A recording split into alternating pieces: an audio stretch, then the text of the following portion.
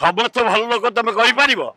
ଆମ ପୁଅ ସେ ଚରିତ୍ର ଲୋକ ନୁହଁ। ଆଏ ଚିନ୍ମୟ ମିଶ୍ର ତମେ ଜଣେ ନାରୀ, ତମେ ଆଗ ନାରୀ ବୋଲି ତମେ ନିଜେ ନିଜକୁ ଆଗ କୁହ।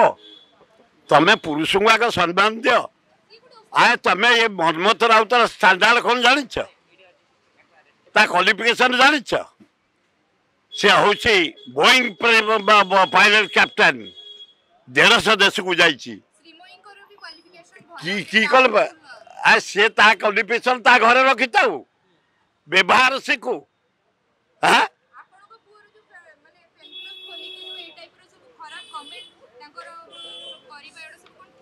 କେହି ମୋ ପୁଅ ଖୋଲି ନଥିବ, କିଏ ଖୋଲିଥିବ? ତମର ଇଲେକ୍ଟ୍ରୋନିକ ଦୁନିଆ। ନାଇଁ ମୋ ପୁଅର କୋଉ ଭାଣ୍ଡ କିଏ ପଶି ଯାଇଥିବ? ସମସ୍ତେ ଭଲ ଲୋକ ତମେ କହିପାରିବ? ଆମ ପୁଅ ସେ ଚରିତ୍ର ଲୋକ ନୁହଁ।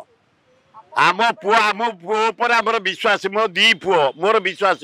ଆଉ ତା ବୋପା ଯଦି ଠିକ ଜାଣିଛ ତମେ, ତା ବୋପା ସୁର ରାଉତରା ଡ୍ରପ୍ ଡ୍ରିଙ୍କ କରିନି।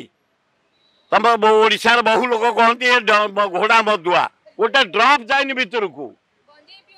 ଗଞ୍ଜେଇ ତ ତମେ ଚକଟିକି ଦେଇ ଦିଅ, ତମେ ଧୂଆଁ କରି ନିଆଁ ଦିଅ, ମୁଁ ଟାଣି ଦିଏ। କାରଣ ତମ ଭଳିଆ ନାତୁଣୀ ଦେଲେ ଭଲ ହବ, ଭିତରକୁ ଧୂଆଁ ବିଲକୁଲ ପଳେଇବା, ଆଉ ପଦାକୁ ବାହାରିବ। ଭାଗ ବି ସେ ଖରା ଦିନେ, ଏ ସବୁବେଳେ ନୁହଁ।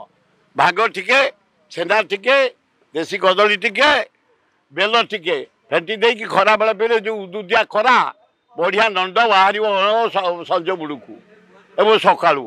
ତେଣୁ ସାମାନ୍ୟ ଭାଙ୍ଗ ଟିକେ ଖାଏ। ସିଗାରେଟ ନାହିଁ, ଜର୍ଦା ପାନ ନାହିଁ, ନିଶା ନାହିଁ, କିଛି ନାହିଁ। ସିଏ କୋଉଥିରେ ପଶେନି। ସେ ମୋରି ଭଳିଆ ବିଲକୁଲ ମଦ ପିଏନି। ମତେ କହନ୍ତି ଘୋଡ଼ା ମଦୁଆ। ତମ ସାମ୍ବାଦିକ ବି କେତେ ଜଣ କହନ୍ତି ଘୋଡ଼ା ମଦୁଆ, କିନ୍ତୁ ଡ୍ରପଟେ ଯାଇନି ଭିତରକୁ। ଆମ ନିଜ ଉପରେ ବିଶ୍ୱାସ ଅଛି, ମୋ ପୁଅର ନିଜ ଉପରେ ବିଶ୍ୱାସ ଅଛି। ସେ ଚରିତ୍ରବାନ ଏବଂ ନାରୀ ଜାତିକି ସମ୍ମାନ ଦିଏ, ମୁଁ ଯେମିତି ଦିଏ। ଯଦି କୌଣସି ନାରୀ ଜାତି ଯଦି ଆମକୁ ଅସମ୍ମାନ କରେ ବା କୋଉ ନର ଆମକୁ ଅସମ୍ମାନ କରେ, 3 ଘଣ୍ଟା ଭିତରେ ତା କଥା ଆମେ ବିଚାର କରୁ। ବେଶୀ ସମୟ ଦିଏନି। ମୁଁ ଥାନା କଚେରୀ ଯାଏନି କି କେବେ ଯାଇନି।